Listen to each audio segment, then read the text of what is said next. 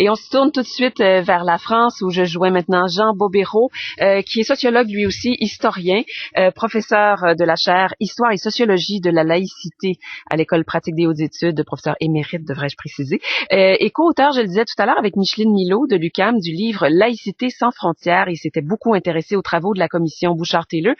Je pense même qu'on peut dire, Jean Bobéro, que vous aviez salué les conclusions du rapport Bouchard-Taylor. Oui, j'avais salué les conclusions de ce rapport dans la mesure où il me semblait justement aller vers une laïcité interculturelle, ce qui n'est pas le cas du document qui vient d'être publié. Et moi, je dirais plutôt que ce document, c'est un pas en arrière. Alors, j'entends bien les arguments de Guy Rocher, qui sont des arguments importants et intéressants. Mais d'une part, moi je dirais qu'il y a une confusion entre sécularisation et laïcité. En France, les religieux et les religieuses aussi, au moment de Vatican II, ont enlevé leur habit. Bon. Mais tout ça, ça s'est fait volontairement parce que il y avait une sécularisation interne du catholicisme. Et la laïcité n'a rien eu à voir avec cela. Elle n'a pas exigé l'abandon de ses vêtements religieux. Et maintenant, il y a en France, il y a des curés qui remettent soit un col romain, soit même la soutane, et ils le font comme ils veulent. Bon, donc, il faut pas confondre, si vous voulez. La laïcité, c'est au contraire la possibilité politique de vivre ensemble pour des gens qui ont des rapports différents à la sécularisation. Bon. Et la sécularisation, elle se fait d'autant mieux qu'elle est volontaire, et quand on cherche à l'imposer politiquement, alors on est contre-productif et les gens forcément se rétractent et réagissent. Bon. La seconde chose, c'est que vous avez très bien dit qu'effectivement les vêtements, ça parle, mais pas seulement au niveau religieux. C'est-à-dire que quand on porte un vêtement d'une marque, est-ce que on va dire qu'on fait de la publicité pour cette marque et donc on n'est pas neutre, parce que là on nous parle de prosélytisme silencieux et passif, mais porter des vêtements de marque, c'est de la publicité silencieuse et passive. Et il y a cette obsession du paraître, cette focalisation sur le vêtement, cette obsession du paraître, alors que c'est les comportements qui sont importants. J'entends bien que l'État doit être neutre pour être laïque, mais il doit être neutre en ce sens qu'il doit être impartial, il doit être un arbitre, et donc ses agents doivent être impartiaux et ils doivent être respectueux de toutes les convictions. C'est leur comportement qui doit être laïque, et leurs habits, c'est quand même secondaire. Oui. Maintenant, est-ce que il y a d'un autre côté, il y a l'exemple de la France. Alors, il y a beaucoup de gens qui disent qu'on s'est inspiré un peu du modèle français, mais ça vous rend pas nécessairement automatiquement heureux, vous, Jean Bobéro. Quels sont les écueils, justement, sur votre terrain à vous, auxquels on s'est heurté? Non, parce que justement, moi, quand j'ai fait cette enquête au Québec, ce que j'ai remarqué, c'est que les Québécois réussissaient mieux que les Français, parce que la médiation marchait bien au Québec, marchait bien. Alors évidemment, il y a eu quelques affaires dites des accommodements raisonnables, c'était pas forcément des accommodements raisonnables, mais on a vu ce qui avait fait problème, ce qui avait fait conflit. Mais en fait, moi, ce que j'ai constaté, c'est qu'il y avait toute une réalité de non-événement, parce que les choses se résolvaient par la médiation et se résolvaient aussi grâce à des accommodements raisonnables qui, justement, ne se faisaient pas par les deux. Bon. Tandis que la France, depuis 1989, est dans le conflit. Et elle s'est mise dans un engrenage où, à chaque fois qu'on prend une nouvelle mesure, le conflit ample, et le fait que le conflit prenne de l'ampleur justifie une nouvelle mesure, etc. Et c'est un cycle infernal. Et je regrette pour ma part que le Québec mette le doigt dans cet engrenage, parce que justement l'exemple de la France montre que c'est une impasse. Oui. Jean Bobéro, Gérard Bouchard, vous êtes sans doute au courant, et Charles Taylor se sont prononcés, ils sont déçus de ces valeurs, de cette charte des valeurs québécoises. Cependant, Gérard Bouchard souligne que l'encadrement des accommodements raisonnables, c'est peut-être quelque chose qui est souhaitable et qui demandait des balises, et qu'on pourrait peut-être arriver à un consensus à ce sujet. Est-ce que vous êtes d'accord à ce propos? Mais je suis d'accord qu'il y a des balises, mais j'ai souri quand j'ai entendu le ministre dire enfin il y a des balises, parce que les balises qui sont indiquées sur la contrainte excessive, c'est celles qui existent déjà juridiquement. Donc c'est une sorte de tromperie. On fait croire aux gens qu'on va mettre des conditions à l'accommodement raisonnable. Or, ces conditions, elles existent déjà. Elles existent déjà. Un accommodement n'est pas un accommodement raisonnable s'il va contre la charte des droits et libertés. Bon. Et là, c'est le politique. C'est une histoire de bluff du politique qui dit, vous voyez, on va dire aux tribunaux comment ils doivent faire, comment ils doivent prendre leur jugement, etc. Alors d'abord, c'est contre la séparation des pouvoirs, et si on veut la séparation de la religion de l'État, il faut aussi la séparation du judiciaire et du politique. Et deuxièmement, je vous dis, c'est un coup de bluff pour impressionner les pur-laines, mais en fait, ces balises, elles existent déjà. Et les tribunaux ne donnent justement, l'accommodement doit être raisonnable, et c'est déjà le cas, il doit être raisonnable, et donc il y a des balises, il y a des contraintes excessives, et quand on dit enfin on va donner des balises, c'est un peu ridicule, excusez-moi. Mais surtout, le crucifix à l'Assemblée nationale, alors ça c'est le comble, et ça montre bien que on est laïque pour les uns, mais pour les autres, on est dans une logique différente, parce que là alors, on est au cœur de la décision politique, le Parlement, et que le Parlement prenne ses décisions. Alors, si on veut un symbole, en voilà un qui est très fort, et qui parle beaucoup.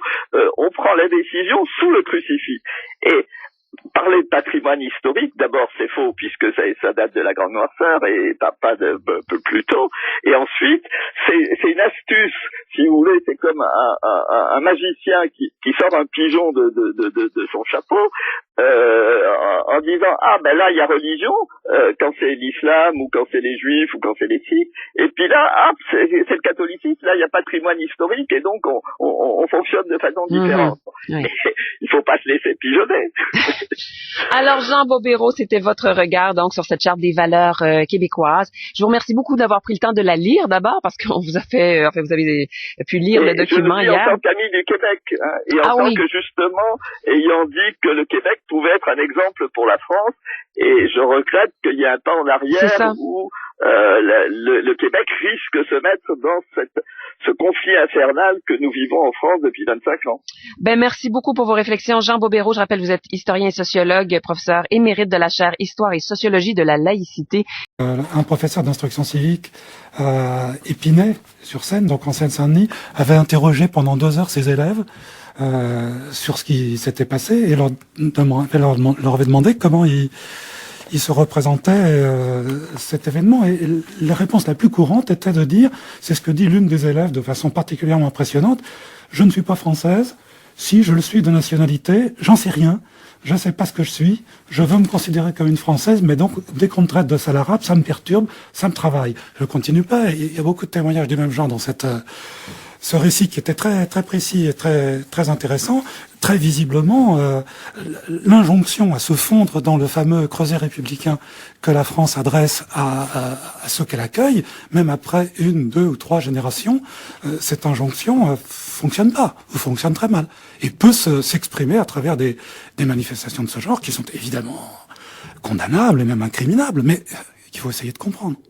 Notre système, à mon sens, échoue à être ce qu'il prétend être, c'est-à-dire qu'il prétend être républicain, mais je crains qu'il n'échoue à être républicain jusqu'au bout, c'est-à-dire à être véritablement universaliste, à être véritablement capable d'accueillir tous ceux qu'il pense pouvoir ou qu'il accepte d'accueillir, mais de les accueillir dans leur diversité. Être universaliste, c'est pas demander, c'est pas adresser à ceux qu'on accueille une injonction mimétique, une injonction à se fondre dans une similarité, dans une identité commune sans différence. C'est accueillir toute forme de diversité à condition qu'elle réponde à certaines conditions qu'on peut alors fixer par la loi. Je défends une forme d'universalisme, mais je ne cède à aucun différentialisme absolu ni radical. Donc ça n'est pas ma position, et les auteurs que vous avez évoqués, je ne me reconnais pas du tout dans la position qu'ils défendent. Donc moi, ce que je défends, c'est un universalisme ouvert, en ceci que, bien évidemment, l'essence de l'humanisme, dont l'universalisme procède, c'est de nous reconnaître comme semblables. Simplement, qu'avons-nous de semblables ? Si nous défendons que ce que les êtres humains ont de semblable, c'est une essence dont on va pour ainsi dire, recenser, lister les caractéristiques, animal raisonnable, etc. À ce moment-là, on va faire fonctionner cette essence, ou cette nature, ou cette définition de l'être humain, comme le lit de Procust que j'évoquais à l'instant, et tous ceux qui ne rentreront pas dedans seront posés comme hors humanité. Et dans ce cas-là, on a un concept dur, dogmatique de l'universalisme, qui a pu avoir des liens, et qui peut encore avoir des liens complexes, subtils, avec des formes de racialisation, d'exclusion, etc. Donc contre cela, je défends un universalisme ouvert qui, tout en reconnaissant ce que nous avons d'intrinsèquement en tant qu'humains dissemblables, divers, pose que nous avons néanmoins quelque chose en commun, qui est la liberté, qui est la capacité de s'arracher à une identité ou une essence à laquelle nous serions rivés. Donc je défends un universalisme vide, si vous voulez, sans essence. C'est-à-dire peut-être qu'il est terrible qu'on refuse la qualité de français à Moustapha Kessous qui la réclame, mais est-ce que ça explique le fait qu'un nombre important de Maghrébins, pour dire, refusent eux-mêmes la qualité de français? Mais ils refusent sans doute la qualité de français parce que, encore une fois, le creuset républicain dans lequel on leur demande de se fondre ne fonctionne pas. Et parce qu'il y a peut-être un modèle alternatif qui est un modèle où la reconnaissance de la diversité de l'autre n'est pas problématisée. J'évoque assez longuement dans ce livre les positions d'Édouard Glissant, un modèle de métissage, de combinatoire des appartenances qui ne fige pas les groupes culturels en communauté close. Ce modèle-là n'est absolument pas tenté par la France, quand en dehors des départements d'outre-mer, quand on donne comme signal, je vais revenir sur un débat qui fâche, mais quand on donne comme signal aux adolescents en France, et aux adolescentes notamment, que pour entrer dans l'école, il faut retirer des signes d'appartenance.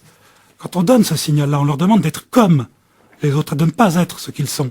Je vois pas comment ça va faire bouger les choses que de dire à des adolescents, à une génération, de dire vous ne serez pas différents, il faut que vous ne soyez pas différents. Mais ils ont des différences dans lesquelles ils se reconnaissent.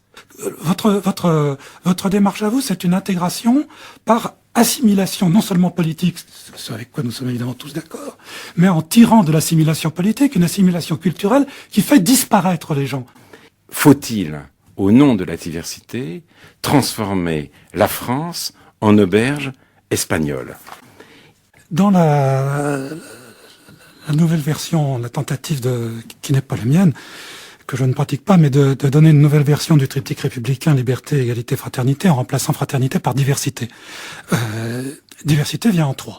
De toute façon, si on adoptait ça, diversité viendrait en 3, et donc jouerait le rôle d'une autre, en quelque sorte, d'une autre représentation, d'un autre symbole de ce qu'exprimait la fraternité, c'est-à-dire au fond une dimension de solidarité. Je crois que c'est assez bien vu parce que il s'agit pas du tout de toucher aux deux principes fondamentaux de l'égalité et de la liberté. Les politiques doivent être avant tout des politiques antidiscriminatoires, de lutte contre les discriminations. De ce point de vue-là, je pense, et la conclusion de mon livre va dans ce sens, je pense pas qu'il y ait grand-chose pour l'État à faire de plus que ce qu'il fait en luttant contre les discriminations. Maintenant, la problématique de la diversité se situe, à mon avis, un peu sur un autre terrain. Il faut observer que c'est une démarche qui concerne avant tout, avec certes une initiative politique, mais c'est une démarche qui concerne avant tout la société civile, les entreprises, les services publics, où on a fait appel, au fond, aux entreprises et aux services publics pour signer cette charte de la diversité qui constitue un engagement en quelque sorte éthique ou moral à faire place, autant que faire se peut, à ce cas de divers, ce cas de diversifier, pas seulement culturellement, notre population. Je ne vois pas en quoi, si vous voulez, un ajout pendant la forme d'engagement, en quelque sorte d'engagement moraux, d'engagement éthique, à être plus ouvert à ce que la population a de divers, aussi bien culturellement que génériquement ou dans d'autres registres. Je pense à la question du handicap, ne constituerait pas une étape supplémentaire sur la voie d'un nouvel approfondissement de l'exigence de solidarité qu'autrefois nous exprimions par l'idée de fraternité qui signifiait que nous étions au fond tous mêmes, issus des mêmes, et qu'on peut exprimer d'une autre manière, peut-être plus parlante aujourd'hui, sous la forme de la diversité. plutôt se poser la question justement de ceux qui, parce que leur parcours personnel n'est pas nécessairement représenté dans la symbolique nationale, ont peine à trouver leur place dans cette identité française. C'est-à-dire qu'ils se retrouvent dans une situation, on pourrait reprendre l'expression de Julius Dubois, qui avait travaillé sur le cas des Afro-Américains et qui utilisait cette expression de moi clivé pour définir leur perception identitaire. Ils sont clivés parce qu'ils se sentent à la fois américains, mais à la fois ils se sentent bien qu'en tant qu'Afro-Américains, ils ne sont pas des Américains comme les autres. Et il me semble que ça peut être la situation dans laquelle se retrouvent beaucoup de personnes minoritaires en France, dans la mesure où la symbolique nationale reste quand même partiale, exclusive.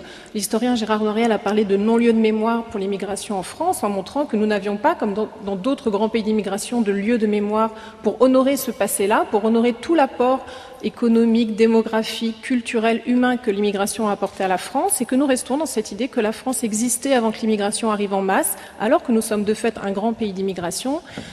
Nous sommes restés dans cette idée que les immigrés se sont fondus dans le creuset français sans substantiellement nécessairement le transformer. Donc, pour toutes les personnes qui ne se retrouvent pas dans cet imaginaire national, il y a un problème de clivage identitaire, du fait qu'on est français, on peut se sentir français, mais on peut sentir aussi dans le regard d'une certaine majorité que l'on n'est pas complètement français. C'est ce qu'a bien mis en évidence les enquêtes de l'INED, Trajectoire et Origine, qui montrent que beaucoup de Français qui font partie de ce qu'on appelle les minorités visibles, ne se sentent pas reconnus comme français et que ça pose un réel problème de décalage entre leur identité personnelle et l'identité sociale. Qu'est-ce que ça veut dire, se sentir reconnu comme français? Qu'est-ce qu'on y met dans cette affirmation-là, ce constat? Qu'on vous traite à égalité et qu'on vous considère... C'est la notion d'égalité, c'est qu'on se sent pas à égalité, mais quoi, juridique?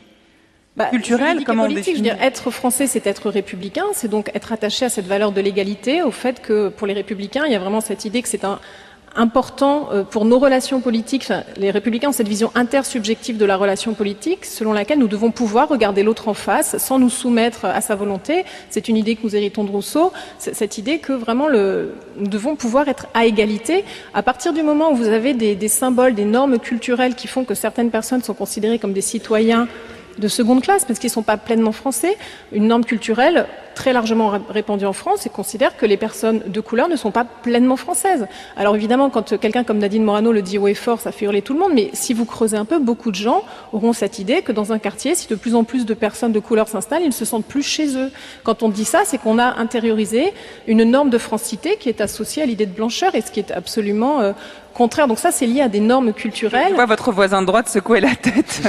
Tout à fait, mais je veux dire, l'idée que je veux faire passer, c'est que si l'identité nationale est une identité à la fois culturelle et politique, les principes politiques qui la fondent doivent nous amener à accepter que l'égalité politique est au cœur de notre identité nationale, doit nous amener à revoir en profondeur certaines normes culturelles qui nous paraissent évidentes parce que, pour des raisons historiques, pour des raisons d'habitude, de routine sociale, nous considérons qu'être français, c'est globalement être comme ci ou comme ça.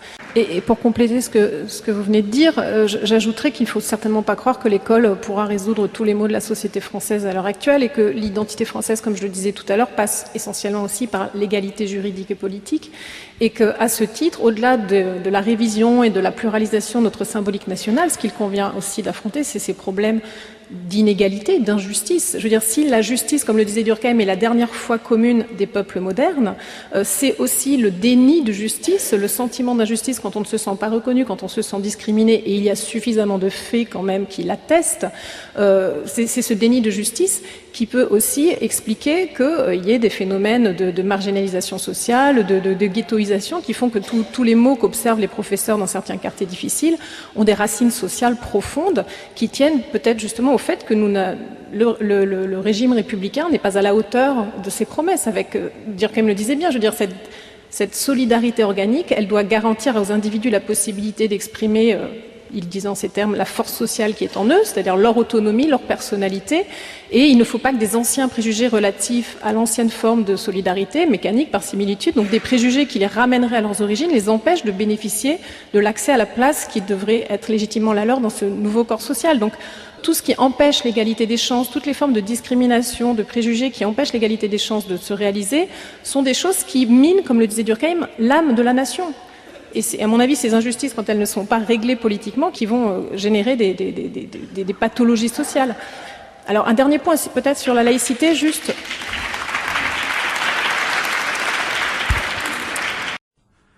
Qu'est-ce, selon vous, dans la France de 2012, qu'une intégration réussie? Alors je vais vous répondre, j'hésite entre 3 mots, j'en écarterai tout de suite un et je garderai les 2 autres. Celui que j'écarte tout de suite, c'est le mot d'utopie. C'est une utopie. Je vais l'écarter. Il reste 2 mots qui, moi, me semblent pouvoir permettre d'entrer dans une discussion. C'est un mythe ou c'est une idéologie. Alors un mythe, pour simplifier, c'est un discours qui présente de façon imaginaire, qui concilie de façon imaginaire ce qui dans la réalité n'est pas conciliable. Et une idéologie, c'est une représentation au service d'une idée, qui peut elle-même être au service d'un pouvoir, d'un type ou d'un autre. Alors pourquoi je dis ça? Parce que je pense qu'aujourd'hui, ce discours sur l'intégration réussi, c'est un beau discours, évidemment. Qui pourrait ne pas rêver d'un monde harmonieux dans lequel tout le monde aurait sa place, tout le monde se sentirait bien, tout le monde partagerait un certain nombre de valeurs. Mais c'est un discours qui marche de moins en moins bien. Et c'est par conséquent, c'est pour ça que j'hésite entre idéologie et mythe, c'est un discours qui, puisqu'il ne marche pas, débouche soit sur de l'incantation, ou comme vous l'avez dit, vous avez utilisé le mot pour dire autre chose, mais vous avez utilisé le mot de l'injonction, un discours qui débouche sur l'incantation, l'injonction d'une part, et c'est un discours qui débouche d'un autre côté, puisqu'il ne marche pas, sur la répression, puisque les gens ne veulent pas, si je puis dire, dans ce discours-là, les gens ne souhaiteraient pas s'intégrer, eh bien, on envoie les flics quand les gens ne veulent pas obéir. Le deuxième point, c'est que quand on met en avant ce discours de l'intégration, on charge souvent ceux qui devraient s'intégrer en disant ils ne le veulent pas, ils ne le font pas, ils pensent à autre chose, ils ont une double appartenance, etc. Je pense que tant qu'à vouloir mettre en avant le discours de l'intégration, il faut aussi se poser la question des moyens qui permettraient vraiment à ceux qui veulent promouvoir l'intégration de la permettre. Et je pense qu'en particulier, nous sommes dans un pays où le racisme joue un rôle dévastateur. Voilà. Le troisième point, je vais être très vite, le troisième point, c'est que je crois que cette discussion renvoie à une représentation, une connaissance du monde qui est datée et qui ne correspond pas aux réalités du moment. Moi, comment vous dire, si j'avais la garantie qu'un monde harmonieux, intégré puisse exister, je serais le premier à m'en réjouir. Et je ne me moque pas, ça ne me fait pas rire ce que j'évoque comme exemple. Je constate simplement que les discours qui mettent en avant des modèles d'intégration sont des discours de faillite. Voilà. C'est ça le problème. Et j'ajoute, par rapport à votre commentaire, c'est très intéressant. Ce sont des discours qui sont nationaux, encore que britanniques, anglais, etc. C'est pas tout à fait la même chose, mais quand même. Et vous avez vous-même utilisé le mot Europe. La question, elle se pose aussi à une échelle qui n'est plus seulement celle de l'État-nation. Et donc, c'est une des raisons d'ailleurs qui font que la discussion ne peut plus se construire, à mon avis, autour du mot intégration, c'est que nous vivons aujourd'hui dans des espaces qui sont globaux, planétaires, européens, nationaux, locaux, mais c'est tout ça qu'il faut prendre en compte. Ça n'est pas parce que je dis que le modèle français fonctionne mal, que l'idée d'intégration patine, ce genre de choses, que je suis en guerre contre les valeurs qui peuvent sous-tendre un projet d'intégration. Mais c'est une chose que de dire comment les choses se passent, c'en est une autre que de mettre en avant des orientations ou des valeurs. Donc si vous voulez, on confond une analyse, ça ne marche pas, avec, autrement dit, on accuse celui qui dit il y a une maladie, on l'accuse d'être responsable de la maladie. Premièrement. Deuxièmement, maintenant, qu'est-ce qu'il faut faire? Moi, je pense, alors là, en termes plus politiques que sociologiques, je pense que le discours de l'intégration ne marchant pas, le mettre en avant, c'est précisément exacerber les problèmes dont nous causons. Et que la grande affaire, c'est quoi? Il y a des dimensions sociales dans ces affaires-là. Toutes ces populations dont on parle sont plutôt du côté de la pauvreté, parfois de l'exclusion, parfois du chômage, parfois de la précarité, que du côté de la richesse. Et d'ailleurs, quand les gens sont du côté de la richesse, même s'ils sont de telle ou telle origine étrangère, ça ne pose pas un problème. C'est pas pour eux que l'on construit, vous l'avez dit vous-même tout à l'heure, les discours de l'intégration. Deuxièmement, rien n'interdit donc d'avoir des politiques sociales. Deuxièmement, rien n'interdit d'avoir des politiques anti-discrimination et antiraciste. Ça fait partie aussi du problème. Je pense que le thème du faux procès lié au racisme, c'est quand même, bon, pour moi c'est même assez désagréable d'entendre dire ça. J'ai fait des enquêtes de terrain qui ont été faites, je crois, sérieusement, dans les années 90 en particulier, qui, je trouve, non pas disent que tous les Français sont racistes, jamais personne ne dit ça, enfin faut être idiot pour parler comme ça, mais qui constatent qu'il existe dans cette société des personnes qui, pas forcément toujours d'ailleurs, mais dans certaines conditions, dans certaines situations, ont des comportements racistes. Ce sont des choses qui existent. Et le racisme, là je vous donne raison Alain Finkielkraut, il peut tout à fait se retourner contre ceux qui classiquement étaient du côté des dominants, incarnaient... bon, je dis simplement, voilà la réalité de la vie collective. Comment est-ce que je l'aborde? Et je vous dis, ceux qui l'abordent en mettant en avant l'idée d'intégration, le mot intégration, cette injonction intégrez-vous à des gens qui n'ont pas les ressources sociales, culturelles, éducatives, etc. C'est un discours, eh bien c'est un discours qui ne va qu'exacerber les problèmes, dont le Front National fera son miel un beau jour. Qu'est-ce que l'on voit aujourd'hui? Le Front National, alors lui il nous parle d'intégration. D'une certaine façon. Voilà. C'est ça le danger. C'est pour ça, si vous voulez, que je critique cette mise en avant d'un mot. Ce que je peux vous dire, c'est qu'il est possible, je vais le dire comme ça, il est possible, au lieu d'opposer les valeurs universelles et les particularismes, il est possible de chercher à les concilier ou à les articuler. Et c'est ça la position que je défends. C'est pourquoi, si on est uniquement du côté des valeurs universelles, on prône un universalisme abstrait qui est très dangereux. En France, commence à se manifester un autre discours de gauche qui montre à quel point, justement, toute la question de l'islamisme a été complètement instrumentalisée. C'est ce qui a permis, par exemple, de créer de toutes pièces, parce qu'on sait qu'à quel point Mitterrand a beaucoup fait pour que le Front National, en fait, se développe afin que lui puisse s'en démarquer.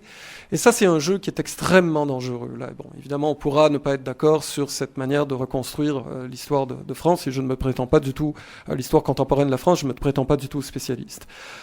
Ce que je peux voir, c'est que de plus en plus, il y a des réflexions qui sont faites sur la construction d'un problème islamiste. Et ça devient très intéressant. Il y a plusieurs livres qui sont parus aux éditions de la Découverte récemment sur cette question, c'est-à-dire la construction du problème de l'islam en France. Est-ce que ça veut dire qu'il n'y a pas de problèmes sociaux? Est-ce que ça veut dire qu'il n'y a pas de problèmes, par exemple, dans les banlieues? Est-ce que ça veut dire qu'il n'y a pas de problèmes, appelons-les, même si je déteste l'expression, d'intégration? Je pense qu'il y a de réels problèmes. Mais ceux-ci n'ont absolument rien à voir avec l'islam, ou très peu à voir avec l'islam. J'en veux pour preuve, j'ai un ami, Ruven Augien, qui a écrit un livre, à mon avis, très très très bon, qui s'appelle « La guerre aux pauvres commence à l'école ». Et il montre en fait que le projet de Vincent Payon de créer un cours d'éducation citoyenne et une charte des valeurs laïques, en réalité est un projet qui, soi-disant intégrateur, vise à dénoncer des individus comme ayant des comportements déviants. Mais ce qu'il fait en fait, c'est qu'il marginalise. Loin de réfléchir aux conditions d'existence d'individus qui sont très souvent laissés à eux-mêmes. Vous savez que, par exemple, moi, ce qui m'a frappé, c'est que près de Nanterre, là où j'ai fait mes études, pendant des années, il y a eu un véritable ghetto, il y a eu véritablement un bidonville. Et ce bidonville avait disparu au moment où moi j'étudiais à Nanterre. Il est réapparu. Alors qu'aujourd'hui, il existe des bidonvilles à quelques kilomètres de la capitale, m'apparaît quelque chose d'absolument inconcevable. Et pendant ce temps-là, on se targue d'un discours soi-disant républicain sur un ethos commun dont ne partageraient pas les valeurs quelques individus parce que ils ne savent pas dire monsieur ou madame au professeur. Laissez-moi rire. Donc, je dirais que ici, ma grande crainte, c'est qu'on veuille construire un phénomène semblable. Comment faites-vous lorsque vous assistez à ce qui s'est passé, c'était il y a un an? Comment est-ce que vous n'êtes pas frustré de vous dire mais je n'ai pas une intervention suffisante pour me faire entendre et essayer de faire évoluer les choses dans le bon sens? Est-ce que ça suffit d'écrire des articles dans ces cas-là, en clair? Sur les questions de l'immigration et l'intégration, ça fait 20 ans qu'on a des travaux qui disent très clairement, qui avancent des résultats qui montrent que la dérive ethno-nationaliste à laquelle nous assistons est une voie sans issue et quelque chose qui ne correspond pas à la réalité des relations sociales, qu'il n'y a pas de mauvaise volonté d'intégration l'intégration, que les soi-disant replis communautaires sont généralement réactifs, liés à des difficultés d'intégration, liées à la discrimination, difficultés d'accès à l'emploi, au logement et autres. Donc toutes ces choses-là, je veux dire, on les sait, elles sont déjà diffusées en partie. La vraie question qui se pose, c'est pourquoi est-ce que il y a un moment, donc je suis pas sûre que les prises de parole n'aient pas été faites. Moi, ma frustration et mon interrogation, c'est de savoir pourquoi est-ce que ce discours ne passe pas, qu'est-ce qui explique les blocages qui font que même si cette parole a été prise, cette parole publique a été prise par beaucoup de collègues qui travaillent sur des questions proches, pourquoi est-ce qu'elle est aussi inefficace? La question du multiculturalisme en France est ultra politisée. Elle est ultra instrumentalisée par les partis ethno-nationalistes et on le voit bien à l'heure actuelle dans le glissement des catégories. Le fait que le Front National s'appelle les Patriotes, que l'ex-UMP ait décidé de se rebaptiser les Républicains, alors que ce sont des notions clés de la tradition républicaine française, et il donne à ces étiquettes politiques un sens complètement contraire à l'idéal républicain qui est de dire que nous sommes tous égaux en dépit de nos origines, de nos différences. Alors que, au contraire, dans leur discours, c'est une manière ce terme est récupéré, il est cannibalisé pour défendre une vision ethno-nationale de la communauté nationale. Donc là, il y a un tel phénomène de récupération, si vous voulez, ça soulève de telles passions politiques sur cet objet-là que parfois, c'est vrai que moi, je me heurte à un mur, à des gens qui tout simplement ne veulent pas entendre. Parce que le débat est déjà trop politisé, trop instrumentalisé. Et donc, il faut vraiment faire attention au type de personnes à qui on va adresser ce discours et pour savoir s'il sera audible. Le multiculturalisme passe par des réformes institutionnelles, des politiques publiques, des droits culturels qu'on va accorder aux groupes pour préserver justement d'une certaine manière leur possibilité d'avoir accès à leur contexte culturel. Et qu'une fois que ces institutions sont mises en place, ça a des effets intégrateurs. Ce que décrit Weinstock dans son témoignage. Généralement, quand on parle de multiculturalisme en France, on le voit comme quelque chose qui trahit la crise de l'intégration, le repli identitaire des minorités sur elles-mêmes, le refus de s'intégrer, le manque de bonne volonté d'intégration, alors que dans le projet politique canadien, ce qu'on voit, c'est que c'est exactement l'inverse qui se passe. Le but de ces institutions qui relèvent du multiculturalisme est précisément d'intégrer les immigrés, les minorités nationales, les peuples autochtones, de leur montrer qu'ils ont leur place dans la nation canadienne, qui se définit d'ailleurs par l'image de la mosaïque, la nation mosaïque, et que sans ces institutions-là, l'intégration faillirait. Donc voilà, je pense que... Mais au fond, la question du multiculturalisme, elle est à la croisée entre une réflexion sociologique, vous l'avez dit, sociale au sens plus large du terme, culturelle et politique, puisque la question est de savoir quelle identité politique nous pouvons accorder à une identité qui, elle, se définit comme étant culturelle. Tout à fait, c'est le problème de la possibilité de cette mosaïque. Comment la mosaïque peut-elle tenir? Alors, je pense que l'intérêt de ces pratiques, c'est de comprendre que nous devons renoncer à l'idée qu'il doit y avoir une corrélation entre l'unité politique et l'unité culturelle, de la même manière qu'on a renoncé à la corrélation entre unité politique et unité religieuse. On n'a plus besoin d'une religion officielle pour unir les citoyens. Et ça, on a plus de mal en France à le faire. Ah, tout à fait. Charles Gérard, sur cette question. Oui, bien sûr, on a plus de mal. C'est lié notamment au problème de mécompréhension ou de traduction. Le mot multiculturalisme renvoie à toute autre chose en France. Ouais. C'est utilisé souvent comme un épouvantail dans le discours public pour renvoyer à ce qui est perçu comme une volonté on parle aussi de communautarisme, de repli sur soi, de non-intégration précisément. Donc complètement à rebours du sens que ce terme prend dans le travail proprement philosophique ou en théorie politique dans différentes disciplines. Comment penser le 11 janvier? Comment les savoirs permettent-ils de penser cet événement?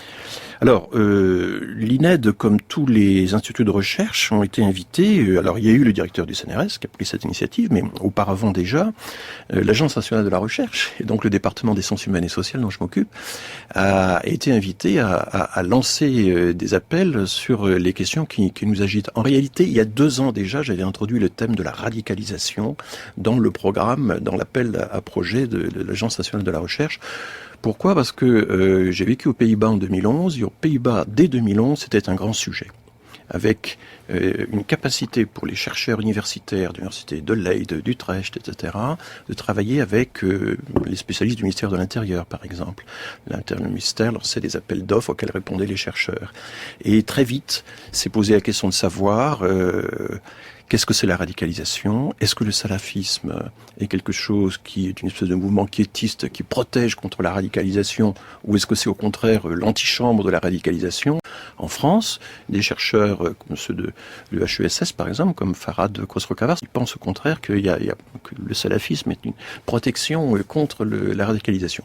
C'est un exemple de sujet sur lequel il y a encore beaucoup à apprendre. Il y a encore des recherches empiriques à mener. Ça peut être des enquêtes quantitatives, ça peut être des enquêtes qualitatives, ça peut être une analyse précise du numéro vert. Juste sur ce point, comment on fait pour rester dans la méthodologie? Comment on fait, par exemple, sur ce thème que vous venez de dire, sur le salafisme, protection ou antichambre des terroristes, comment on ferait une enquête là-dessus?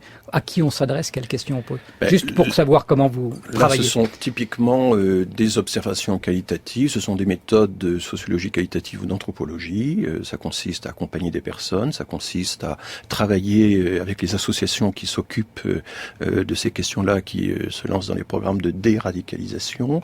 Ça consiste à s'intéresser aux expériences étrangères, à faire de la comparaison internationale. Voilà un peu du point de vue de la méthode ce qu'on pourrait faire. Je voudrais vous poser la même question, Myrna Safi, quant à la recherche à Sciences Po cette fois, comme quant à ces questions que j'ai posées à François Héran. Moi, je me mets à la place de mes collègues aujourd'hui qui voudraient, qui se considèrent comme déjà assez formés pour travailler sur ces questions et qui voudraient répondre, par exemple, à des appels à projets spécifiques. Et je me mets à leur place et j'avoue que j'éprouverai quand même quelques réticences quand on commence d'abord par nous dire du haut des autorités publiques que on peut pas expliquer, mais que la moindre explication serait excusée. Comment voulez-vous qu'on travaille vraiment sur ces questions de manière objective?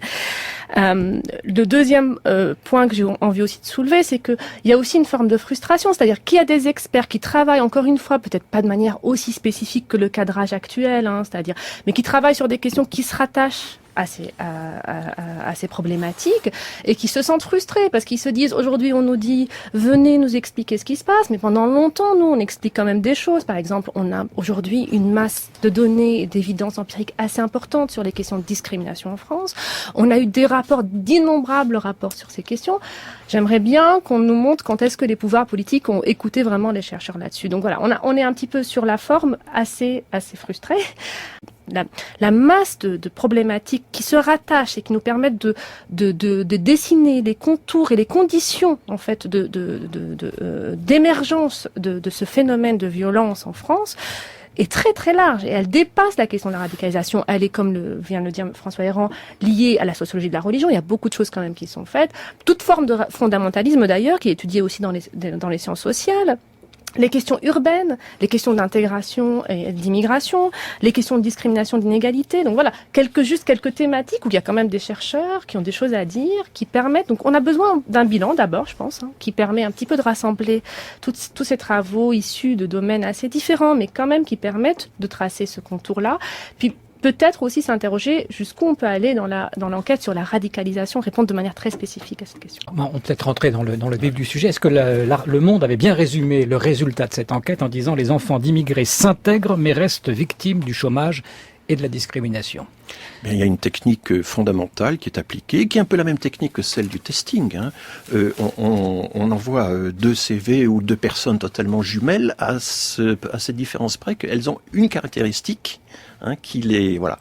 Peut-être une origine, un patronyme, enfin quelque chose qui renvoie de façon visible ou perceptible à une origine migratoire particulière ou une apparence physique particulière. Et puis on voit le résultat. Est-ce que les chances d'être admis dans le lieu, d'être embauché, d'être promu, d'avoir accès au logement, etc., sont les mêmes ou pas quand il y a juste cette caractéristique qui change? Alors ce que faisait le testing à une toute petite échelle, on peut le faire maintenant à grande échelle avec les enquêtes statistiques. On mesure toutes choses égales par ailleurs. Est-ce que, à âge égal, à diplôme égal, pour les personnes de même sexe, etc., puis on peut ainsi neutraliser une série de facteurs, est-ce que l'origine fait encore la différence? Et la réponse est oui, l'origine fait encore des différences considérables dans les chances d'accès aux biens de toutes sortes qui sont distribués dans la société, l'éducation, l'emploi, l'embauche, le logement, l'accès à la culture, etc. Juste quelques chiffres peut-être? Si vous voulez, ce sont des disproportions, des distorsions qui sont considérables, 3-4 fois moins. Alors, les différences brutes, par exemple, de performance scolaire entre les élèves natifs et les élèves immigrés, si j'ose dire, c'est des écarts considérables. Le taux de chômage, par exemple, est à peu près le double chez les... Maintenant, quand on regarde à diplôme égal, eh bien, il y a encore des différences qui sont tout à fait anormales. Il y a encore souvent 2 fois ou 50% de plus. Enfin, les difficultés à avoir accès aux biens de la société sont nettement plus forts chez les enfants d'immigrés. Et ce que constate l'enquête de façon vraiment systématique, c'est que ça varie entre les groupes d'origine selon finalement la visibilité de la différence. Et là, il y a un test extraordinaire qui a été fait dans cette enquête. C'est la première fois. C'est qu'on a pris aussi des personnes nées dans les territoires d'outre-mer et leurs enfants.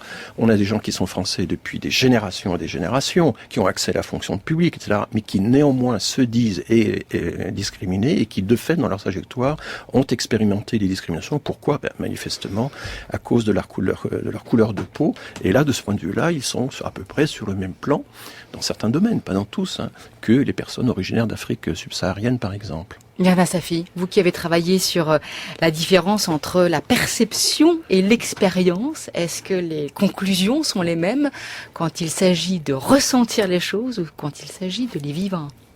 Donc, on a en France maintenant, l'enquête confirme cela, mais on a aussi vraiment une masse de données, que ça soit par des études de testing, qui confirment de manière très claire qu'il y a de la discrimination en raison de l'origine, voire même aujourd'hui des études concluantes quant à la discrimination, quant à la religion musulmane. On atteint des chiffres de 6 fois plus donc de CV envoyés pour un candidat qui indique ou qui suggère une origine musulmane.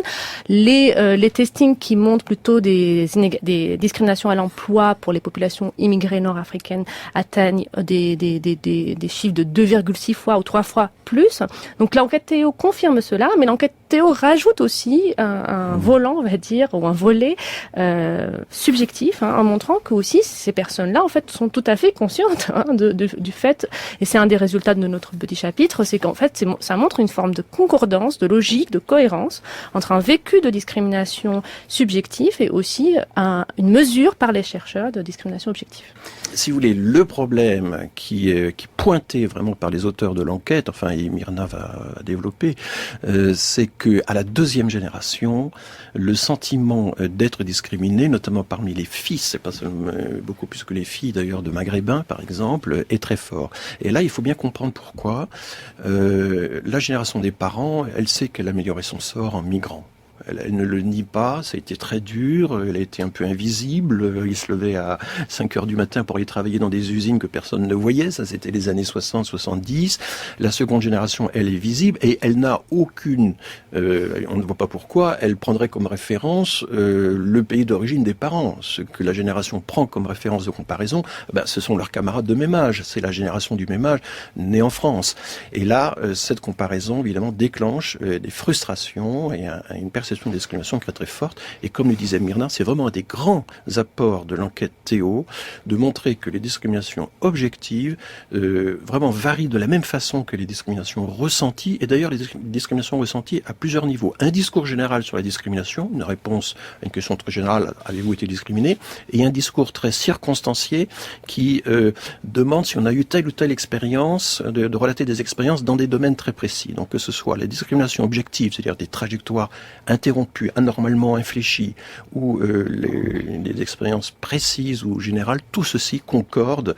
Et on a même tendance, les personnes ont un peu tendance même à sous-estimer les discriminations qu'elles ont pu ressentir objectivement dans leur trajectoire. Bon, cette enquête est très riche, trajectoire et origine, c'est 600 pages, 10 ans de travail. Et vous n'avez pas été gênés les uns les autres. Alors 22 chercheurs ont travaillé sur cette enquête qui a porté sur 8300 immigrés issus de 7 vagues d'entrées successives comparées à celles de 8200 de leurs descendants et à des Français sans ascendance étrangère.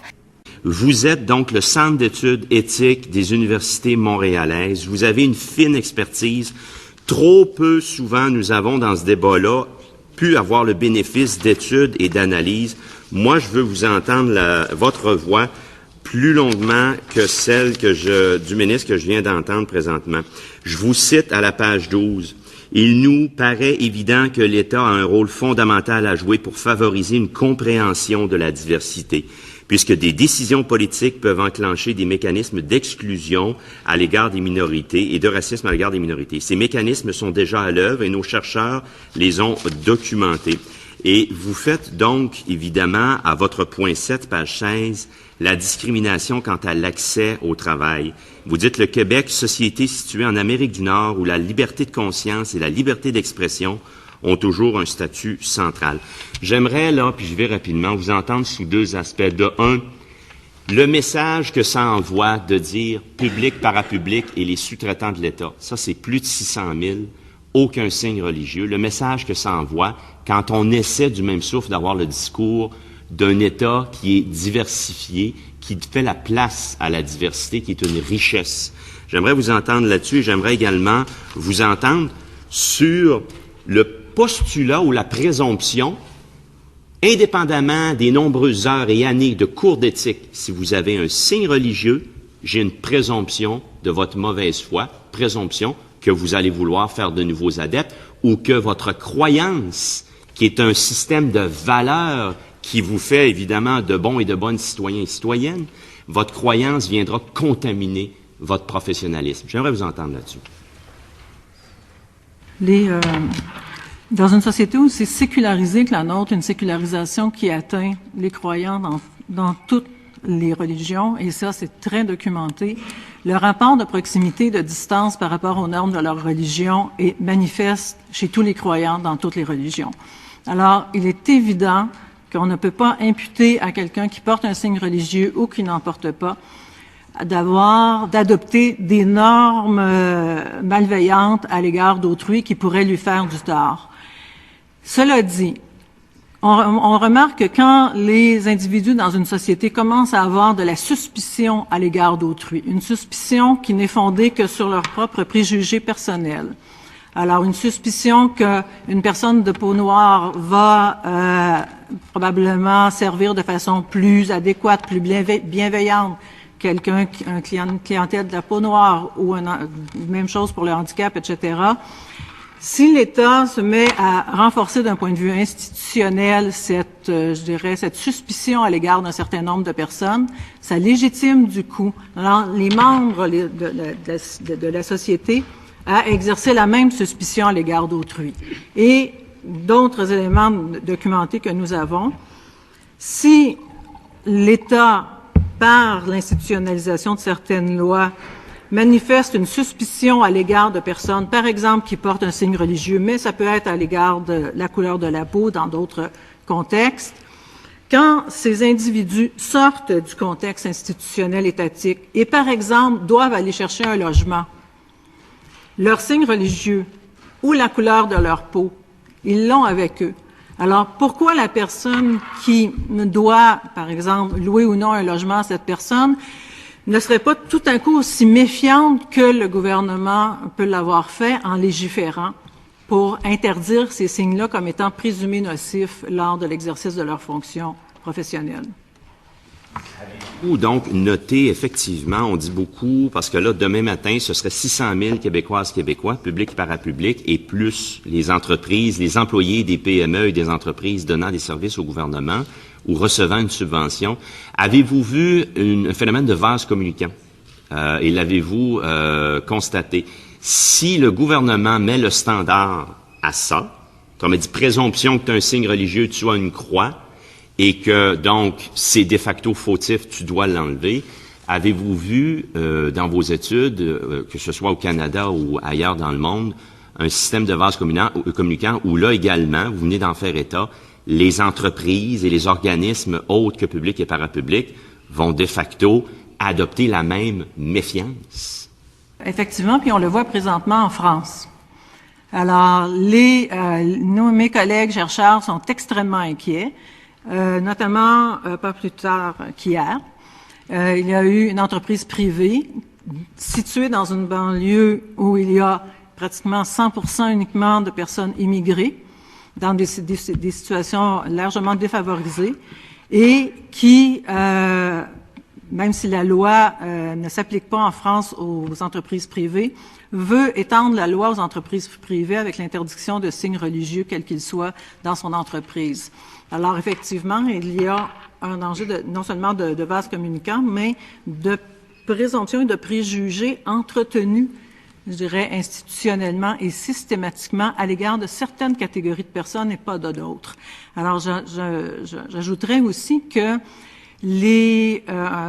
autant il m'apparaît déplacé de présumer de la nocivité de certaines convictions qui nous apparaissent visibles, autant on ne peut pas dire que les convictions qui sont invisibles sont non nocives. Alors, on pense à la misogynie, au racisme, à l'homophobie, qui sont généralement des convictions que peuvent porter beaucoup de citoyens et qui n'ont aucun lien avec un signe ostentatoire religieux qu'ils peuvent porter ou non.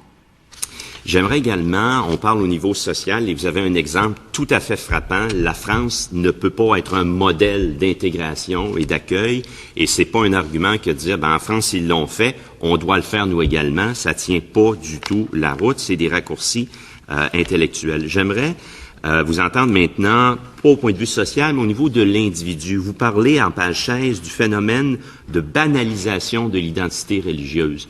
Oui, il y a la conséquence capitale de perdre son emploi pour un homme ou une femme, et en termes d'importance de participer, de se réaliser dans l'emploi, de participer à la société, donc l'importance d'avoir un emploi. J'aimerais vous entendre sur ce phénomène que l'on vivrait au point de vue individuel, de se voir banaliser ce qui fait ce que nous sommes intrinsèquement et ce qui constitue un motif de non-discrimination, la croyance, la liberté de conscience et de religion.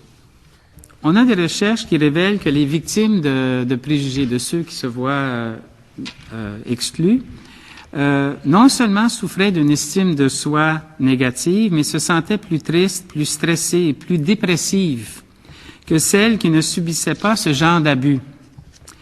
De plus, les recherches montrent qu'en général, la discrimination représente une menace à l'identité sociale des victimes. On a de la recherche là-dessus. Ce sentiment de menace amène parfois les victimes à s'identifier plus fortement à leur propre groupe, ayant pour effet de provoquer un repli identitaire qui nuit à l'intégration des minorités. Alors, on a ça aussi comme résultat. Ce repli identitaire peut provoquer l'adoption de stratégies d'acculturation séparatiste. Bon, là, on est dans des recherches un peu spécialisées, mais donc un sentiment, une orientation d'acculturation séparatiste à l'égard de la société d'accueil, comme le démontrent nos études des étudiants maghrébins en France.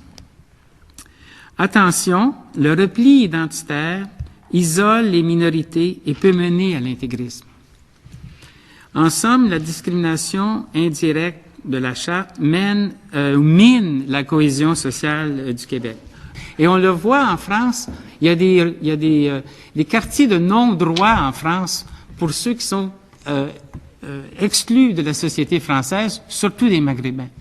Donc, les dangers existent avec ce genre de catégorisation-là qu'on voit dans la loi par rapport à ceux qui portent des signes religieux et ceux qui ne les portent pas. Vous savez, il y a un débat actuellement, je regardais dans la presse, et je voyais que la porte-parole du mouvement Les Républicains, Lydia Guirousse, disait « Les militants ont tranché, nous sommes pour l'assimilation et pas l'intégration ». Ils ont tranché pour l'assimilation et pas l'intégration. C'est une opposition qui est... c'est une opposition, c'est un déplacement qui est rhétorique. Notre culture républicaine, jacobine, a toujours été assimilationniste. Alors bien sûr, depuis le début des années 80, la montée des mouvements antiracistes, des revendications antiracistes et pour l'égalité ont atténué considérablement cette obsession de cette norme d'homogénéité nationale, la nécessité de normaliser les comportements dans un même moule, etc. Mais l'assimilationnisme fait partie de notre culture politique. Et ça aussi, c'est un des ressorts c'est un des ressorts importants pour comprendre le rejet de la visibilité et de l'altérité musulmane aujourd'hui. C'est un des ressorts importants parce qu'au fond, l'idée d'intégration, c'est une idée d'intégration sous condition. Condition de ne pas être trop visible religieusement, donc de ne pas porter un foulard, de ne pas forcément avoir une longue barbe, de ne pas trop parler de religion, de pas trop. Et donc il y a toujours de trop au nom de cette norme-là. Et l'enjeu, et je pense que Edoui en dira quelque chose, et c'est ma dernière phrase, c'est justement de concevoir un commun, y compris d'un point de vue très symbolique, qui rompt concrètement avec cette question-là. Ma collègue Michel Tribala a écrit un livre sur la fin de l'assimilationnisme. j'ai eu envie de dire Mabrouk, Mazel Tov, c'est très bien la fin de l'assimilationnisme, parce que c'est une des conditions pour imaginer un cadre, un imaginaire commun. C'est une des conditions. Je vous remercie.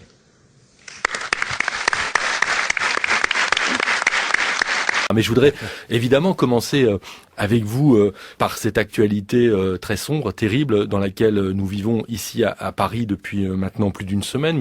Ce moment, justement, qui est ce moment de la globalisation, qui est ce moment du métissage, qui est ce moment du cosmopolitanisme, et qui est, en fait, si vous voulez, contredit par ces recroquevillements religieux, ces intégrismes nationalistes et politiques. Et c'est ce défi que nous devons relever, et c'est ce défi qui se lance contre notre humanité. Et c'est cette humanité que nous devons non seulement redécouvrir, mais cette humanité, nous devons la reconstruire, et la reconstruire de manière plurielle, pour laisser des respirations à l'ensemble des cultures du monde, pour revenir à une conversation que Senghor, il y a très longtemps, en fait, a célébré, cette célébration qui est le dialogue des cultures, le dialogue des religions. Et ce dialogue des cultures et des religions seul pourrait permettre effectivement de reconstruire notre humanité. Et ce défi est un défi que nous devons relever. Universalisme et pluralisme, au fond, la question c'est d'articuler les deux.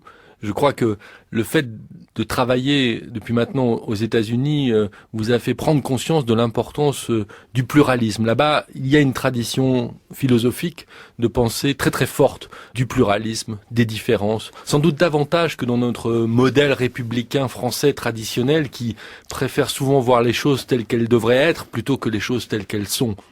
Absolument, et c'est le modèle que nous devrons exploser. Il est vrai que j'ai traversé des frontières géographiques, mais ces frontières géographiques sont aussi associées à des frontières qui sont des frontières mentales. Et aujourd'hui, ce sont ces traditions qu'il faut faire exploser. Et c'est vrai qu'il y a, si vous voulez, ce qu'on pourrait appeler des blocages, des fissures dans la manière dont le modèle républicain français, l'universalisme qui est l'universalisme à la française, résiste à la pluralité des universalismes. Il y a des universalismes pluriels. Il y a des modernités différentes qui sont des modernités. Et c'est précisément l'hybridation qui est aujourd'hui le mécanisme par lequel le vivre ensemble peut se réinventer. Mais face à la crise, face aux défis, on assiste au contraire à l'érection de nouvelles frontières. Il est extraordinaire qu'aujourd'hui, même si on peut le comprendre, la résistance à ce qui s'est passé en France, c'est le retour aux frontières. La résistance, c'est non pas dire que la mobilité est essentielle à la reconstruction de notre monde, mais cette mobilité est irréversible. Les gens vont bouger, les Africains vont bouger.